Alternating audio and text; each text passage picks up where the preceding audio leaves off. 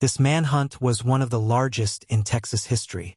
It happened during summer of 1965 in Houston, Texas, which was a sweltering, oppressive season, but inside the house at 1815 McCarty Street, it was deathly cold. Charles was a man of staggering intellect, a former naval intelligence officer who had traveled the world for Shell Oil. But to the neighbors, he was a shadow. He left for work before the sun rose and returned long after it set, never speaking, never waving, and never inviting a soul across the threshold. The mystery truly begins with a silence that lasted 3 days. It was Father's Day weekend, and when family members called the house, the phone simply rang into the void. By June 23rd, the silence had become heavy. A nephew, worried that the elderly couple had slipped or fallen, called the Houston Police Department. When officers arrived, they found a house that looked perfectly normal from the outside. But as they stood on the porch, they noticed something strange. The windows were shut tight, and the air conditioning unit was humming with a frantic, high-pitched intensity. It was working at its maximum capacity, fighting against the Texas heat as if trying to turn the home into a tomb. When the officers forced the door, they were met with a blast of frigid, sterile air. The house was spotless. There were no signs of a struggle, no blood on the carpet, and no overturned furniture. They moved through the home, calling out for Fred and Edwina. They found the bedrooms empty, the beds made with military precision. It was as if the elderly couple had simply evaporated. The officers moved into the kitchen. On the table sat a half-eaten bowl of soup and some crackers, as if someone had just stepped away for a moment. Officer Bullock approached the refrigerator, perhaps looking for a lead or simply acting on a hunch. When he pulled the heavy handle back, he saw what he thought was a massive haul of processed hog meat. There were dozens of white, butcher-wrapped packages stacked neatly from the bottom shelf to the top. He reached in to move a carton of milk, and that's when the American nightmare became a reality. Behind the milk, staring out from the vegetable crisper, were the severed heads of Fred and Edwina Rogers.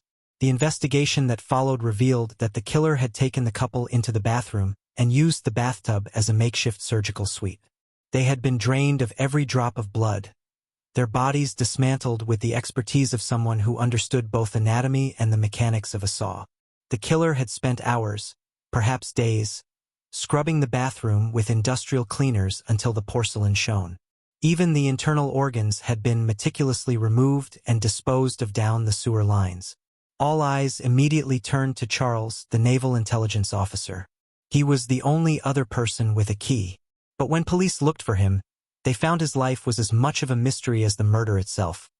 Charles slept on a thin cot in a room that looked more like a monk's cell than a professional's bedroom. He didn't have friends. He didn't have a girlfriend. He had spent years communicating with his parents solely through notes slid under their doors, even though they lived in the same four walls. The manhunt was one of the largest in Texas history. Detectives discovered that Charles wasn't just a former naval intelligence officer. He was a pilot and a master of radio technology. He had the skills to disappear, and that is exactly what he did. His car remained in the driveway, his money remained in his bank account, and his passport remained in his drawer. He had walked out of the house in his work suit and vanished into the humid Houston night. On this documentary, the most haunting segment would be the aftermath. As years turned into decades, the theories grew wilder. Forensic experts pointed out that the precision of the killings suggested someone with deep military training.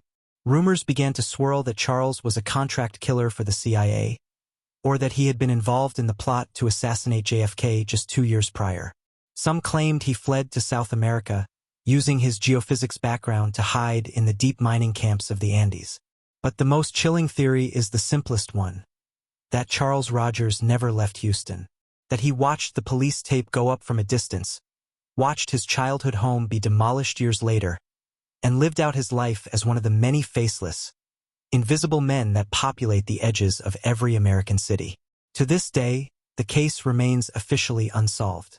No one was ever charged, and no trace of Charles was ever found.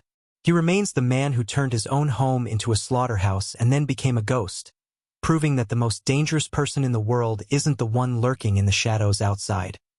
It's the one sitting quietly at your dinner table.